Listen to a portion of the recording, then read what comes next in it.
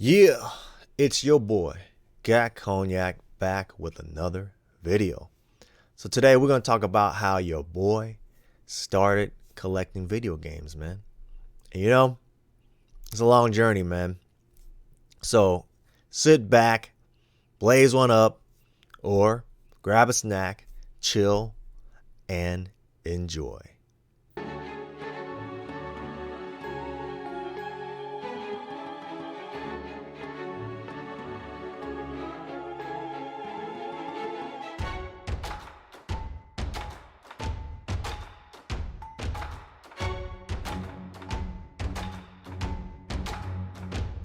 Anyways, if I were to bring back when I started collecting video games, man, it would probably go all the way back to my origins. Like, origins as in PS1, right? I've had Super NES, OG Nintendo and all that stuff, but those don't count as collecting because a lot of those games were like hand-me-downs, and a lot of those games that came along the ways were like I borrowed it and you name it. So not too many old school NES games were like bought. Besides, like, I remember my dad bought us Mega Man 6 and the Terminator game, which turned out to be a piece of shit. Anyways, so no, like the concept of like actually collecting came between PS1 and PS2. And then so PlayStation 1 was when me and my brother would go to Toys R Us and we'd go like half and we would buy like basically cheap ass games. Like $20 price ranges was when we bought a lot of our games. So we would just go 10-10, right? Plus a tax or whatever. And walk out with a game. And you guys already know how back in the days, like you just had to guess, like look at the cover and see if the game was cool. So a lot of times you were taking a gamble each time you bought. But we didn't believe in like selling our games or nothing like that. So I ended up we hung on to them, even if they were good or bad. Some we actually traded, but a lot of the games, like we hung on to a good amount. I on the other hand, like I believed in hanging on to everything. Like my brother was the one that traded a lot of our shit. But I would say when it came to like PS2, when I was buying my own games, like without like help or anything like that, then I started to want to collect more. Because like a lot of those games I had to like fucking save up lunch money and all that good stuff for to get. So I remember like me and my brother shared bed back in the days, man. Like, we just had one room. And so like on the side of like the bed, we had this shelf, and I think by like 2002 or something like that, we had like a solid like 17 to 20 games. And like, 80% of those titles were like budget titles that we got off of like EB Games, Electronics Boutique, GameStop, which came way later. So we ended up like getting like half on some of those games, but I ended up buying a lot of budget titles because like, man, back in the days, like this is back in when I lived in Oakland, we would have to take the bus all the way because Oakland didn't have any malls, man. They're a broke ass city. So you had to take the bus over to the next city to go to the mall. And even so, like that mall was called Bayfair Mall, and it was still like hella ghetto, but it had like an EB Games or whatever there. So our thing was like we would go there and he would go shopping, I would go to the game store. Like he'd buy clothes, I'd buy games. Sometimes I bought clothes, but I was more interested in the games. So I always come back home like every once in a while with something. And then the stack just started growing and growing and growing. And like I would say like those were like the glory days of collecting because every game that we got back in the days we cherished, like we played the hell out of.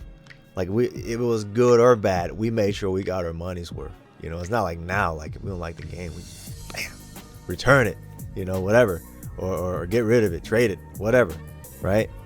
Or in my case, I don't like, I just throw it back on the shelf. Like that's a weak ass game. So basically, from that point on, the real motivation for me to actually like have a big ass collection, like my humble collection behind me, is like later in high school, right? Because YouTube wasn't out and nobody was really showing off their collections, and I didn't know anybody in my cohort that had like freaking hella games and stuff like that. There were people that had games, but like not like what you see now, And then most of the times the people that had games were like grown ass men, So I guess like, yeah, look at us now, grown ass men.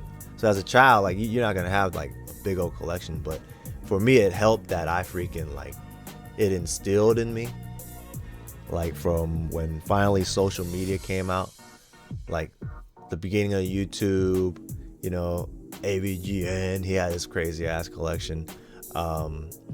And then there was a guy I would follow on Facebook, dude. No, not even Facebook. It was MySpace, right? Remember that? So this guy on MySpace, he freaking had like a big ass collection. And he would call it his shrine. So I would follow him all the time. He was like somewhere in SoCal. And man, that collection was hella big. And for some reason, I was digging up in my old hard drive files. So I even show you, like, if this guy's watching this stuff, like, shout out to you. Like, you've been the inspiration to like my entire like collecting lifestyle, man. So let's start it off, man. First off, before I get to that, I'm gonna show you like how my humble collection grew and grew. So I would say, let's say like this picture I show up right here. It's kind of blurry, but you know how it is. It's like flip phone days. I still had a solid amount of games right here. This is a solid like 25 something games for PS2, 25, 30 games PS2, and then like another like 20 something games for OG Xbox, right?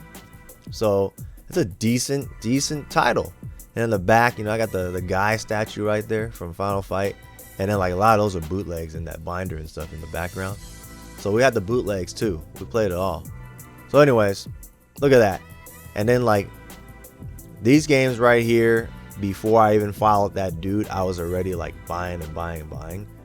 And a lot of them, yeah, a decent amount of them I paid like full price, like the Grow Lancer and all that.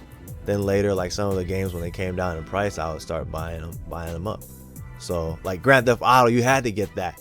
Grand Theft Auto was like the thing. You had to get that first, So got that. You see I got the Xenosaga and Dot Hack and all that stuff.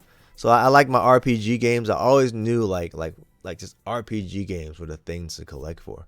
I don't know why I knew, but I just knew. So that's my little humble ass collection to start off with, and I could say like that was the amount of games I had during I was what was it? I'd say when I was like 13, 14, right? So I was definitely like in freshman, sophomore year. I already had like that amount. And then like my friends that seen me, like they already be like, Casey got hella games. And then you look at it now, it's like that's a random lot I could pick up on the street. It's just hella funny. But check it out now. It's like, now people's collection hella big, but at that time, that was a decent amount of games. So later on, anyways, I like a year later, MySpace and all that came out, and there was like this dude, right? I found. I'm gonna show you his stuff. So he has this whole like shrine, dude. And like it's not that much games that he has, because there's a bunch of like other stuff too. I don't think I have the pictures of like all his other games, but like I said, there's old school pictures, so it's blurry. But he has like figures and all that stuff, right? But I would look at his stuff, and he has like all the Grow Lancer and the Lunar and all that stuff. So I was kind of like following how he would pick his games, because he bought a lot of RPGs and stuff. And I'm like, all right. And he would be like, this is like gonna be worth money and stuff. And I'm like, cool, So he started buying like a lot of Nippon Ichi games, so NIS America games. If y'all didn't know, those are highly collectible games. Like they don't make that much. Now it's kind of bigger now, but back then it was like a very small publisher, man. So that was good stuff. So yeah, so basically when I would hop on his MySpace back then all the time. He'd just always be like, oh, I just got this Gaia game and all that stuff. There wasn't that much NIS America games that came out, but like during that time, you know, whenever it did, it was a rare thing. Like if you didn't pre-order that thing, that's not gonna show up in the store. So my thing was like, all right, let me get these games because they're gonna be highly collectible. So like in my collection, if you watch back on my PS2 collection video, you're gonna see like I got a bunch of sealed NIS America games because I was just buying them up. It was hella crazy. So anyways, we're gonna go back and look at his like other pictures that he got, because I only got like 3 pictures saved up from back then. So like second picture right here, he kind of upgrades, he buys more figures and stuff like that. Nothing crazy to look at, but you can still see like he collects like the Prinny dolls and everything. But me, I've never been part of like the doll collections and all that shit. I mean, yeah, I got my Pop toys nowadays, but like nothing that crazy. My thing was just I wanted to be like him, but I wanted to fill up my whole freaking shelf full of games. So that was my inspiration. And then like he's running out of room. I remember at this point he's like, in this picture, he's like, oh shit, I'm running out of room, man. I think he was going to college, and I was commending this guy because he was going to college down there in like SoCal and collecting at the same time in his dorm. That's crazy, man. You know, like you had to literally like allocate all your funds to like food and games and no life type of shit. And that wasn't something I could sacrifice back in the days. So given that part, y'all got the backstory of how I, you know, basically got my inspiration to collecting. And so after that, what basically propelled me to buy up more shit was when I finally got my job at Game Crazy. That was my first legitimate job ever. And if you guys go back a couple years and watch that Game Crazy video I made, you'll know all about that. But here we go. So by that time, after Game Crazy and all that, I had amassed a decent sized collection. So I'll show you. From working, like I had gotten my own, what do you call it? I got my own freaking shelf too. So like you can see right here, like I'm trying, man, but I can't fill up that shelf to save my life. And I would say this is back in like 2000, and so this is what, like right after I graduated, right? So I'm already trying, and you see my PS1 games on the bottom, couple Sega Saturn games.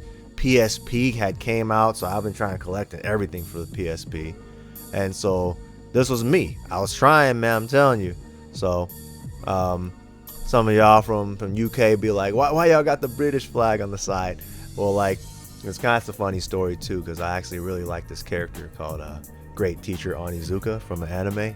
And like he had this freaking dorm room slash like little secret hideout where he had a bunch of his games and stuff set up. So he had a he had a British flag in that room too. So I was trying to be like that dude. So that's why I have it on there.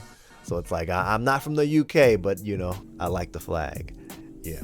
Anyways, so you see from over there from the bottom shows my DVDs and animes and all that. And then you move on up to the next part going up. That's all my strategy guides. And then PS1 collection, Sega Saturn, plus my Girl Lancer right there. And then that was the Xbox, and up top was my PS2. And then the figures were at the top. So those figures, like at the top, I kind of just like stumbled upon here and there. Like I wasn't really into buying them, but they just came my way, and I got them. So yeah, and you can see the speakers right there I talked about before. Like those are the speakers I got from Game Crazy. But man, I had a cool setup at this time. Like this is what already like after graduation, man. So, and then I don't have too many pictures of like when I was young. I guess I got one right here, throwing up the peace sign back in the days. My hair was like fucking long and shit. But like that was me in front of the game collection. And then right after that, like when I started filling up the games more, then here you see it right here. This was like at the peak. I even got the date. It says October 7th, 2007. So like I was already like a few months into working at Game Crazy at the time. And bam, I'm already like amassing all these games because they were giving us like good old discounts. So I was just every paycheck buying up games. Then you can see like, you know, I started getting the Grow Lancers when they came. A lot of collector's items in the center. Soul Nomad, that was an NIS America game. You can see like Makai Kingdom, La Pucelle Tactics. Like I'm just starting to pick up the pace at this time. So I'm already like going on full blast during this time, collecting games and stuff, which was great, man. Which was a great feeling to just have hella games. So that went on from 2007 all the way till like 2000 and what do you call it? 2009, 2010, like right around there, 2010, I kind of stopped. And it wasn't until like maybe 2013 where I picked it back up. So during that time, I was just, you know, in a relationship and spending all my dough on that. So like I couldn't collect shit. So that was a pause, and then like later on, I started buying again when I moved out to Las Vegas, and I went full blast again. So I was buying up the NIS America games again, man. So I'll show you this picture. This was back in 2014. I had filled up the wall with a bunch of stuff, you know. I've been buying like I had an entire freaking shelf filled at this time with games. So that was a great feeling right there. And then like I was cool. That was like the first goal, was just to fill up an entire shelf full of games. And I was happy with that.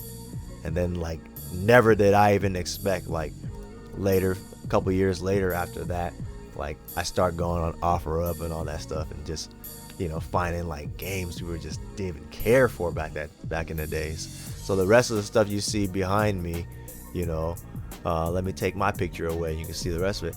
Like all that stuff is like basically, you know, the stuff I amassed in the last 5 years, I would say, because I only had like the game shelf was already set on the shelf that you see right behind my head right now, right here. But like that's all I had. Like all these shelves, you've seen me from prior videos grow those shelves, man. So man, it's just crazy like how it just took off and it became like an entire big ass game room. So pretty much that's my story of how I started collecting, and then later on it just kind of steamrolled. I've always been like a guy that kept to himself and all that stuff, so I wasn't really in no community. I'm still not in a community now. If you just count like Hyphy Gold, Namoody, and a couple of guys I know out here and stuff, like that's all I know. So I've always stuck to myself. I never had to like, you know, put myself out there. So basically what you see is basically what you get, right? Like most of the stuff is already uploaded from what I collected, and then the ones that I kind of, you know, showed you from like PS1, PS2 collection, which I've owned before doing pickups and stuff, that's pretty much, you know, all the games that I got from my younger days, which I was very fortunate because they were affordable at the time. Now forget about it. Like if you try to collect for PS1, PS2 right now, man, either have hella money or you got like hella time to be trying to get this stuff, because you're gonna have a whole lot of patience to like even get half of the stuff.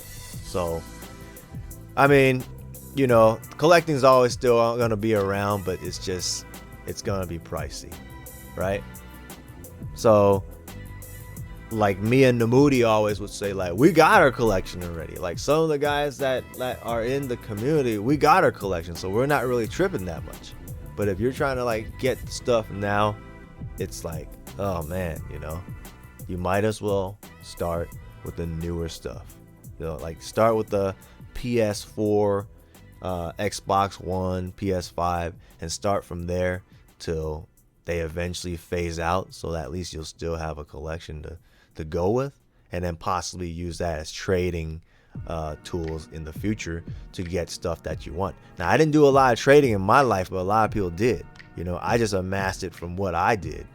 But, you know, now it seems like trading is the way. Like, I mean, it always was the way, but it's going to be the main way to get what you want.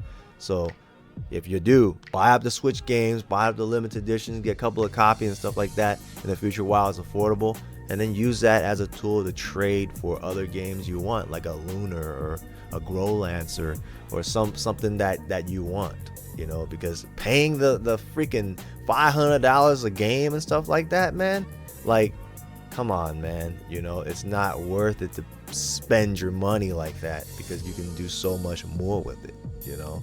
So that's the name of the game. At the same time, that's all I got for you. So I hope you guys enjoyed the origin story of my life in collecting. So if you guys enjoy movies, if you guys enjoyed videos like this, give me a shout out. Be like, hey, tell some more stories about the past and this and that and that and that, and just leave me a comment, and I'll see to it. Anyways, this is your boy Gat Cognac signing out. Not too much cuss words in this video, because what do I got to be mad about, right? But anyways, y'all enjoy. It's your boy Gat Cognac. I'll see y'all on the next one. Laters.